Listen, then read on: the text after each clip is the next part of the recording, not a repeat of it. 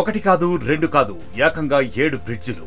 అవును, 7 బ్రిడ్జిలు నేలకూలాయి. కేవలం 15 రోజుల్లో 7 బ్రిడ్జిలు కుప్పకూలిపోయాయి. ఇలా బీహార్లో ఒకటి తర్వాత ఒకటి బ్రిడ్జిలు నేలకూలుతూ ఉండటంతో అక్కడి ప్రభుత్వంపై సర్వత్రా విమర్శలు వెల్లువెత్తుతున్నాయి.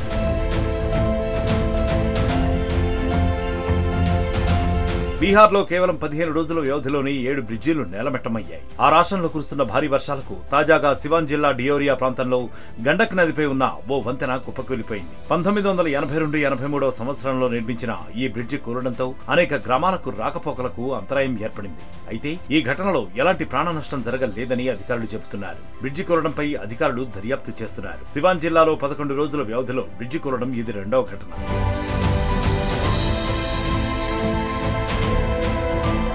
అంతకుముందు బీహార్లోని తూర్పు సంకరన్, అరారియా, సివాన్, కిషన్గంజ్, మధుబని తదితర ప్రాంతాల్లో వంతెనలు ఒకదాని తర్వాత ఒకటి కూలిపోయాయి.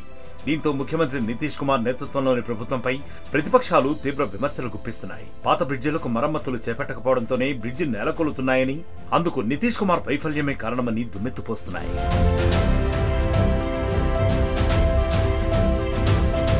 మరిన్ని వీడియోస్ కోసం ఛానల్ ని సబ్స్క్రైబ్ చేయండి. లేటెస్ట్ అప్డేట్స్ కోసం వాట్సాప్ ఛానల్ ని ఫాలో చేయండి. అండ్ లింక్ డిస్క్రిప్షన్ లో ఉంది.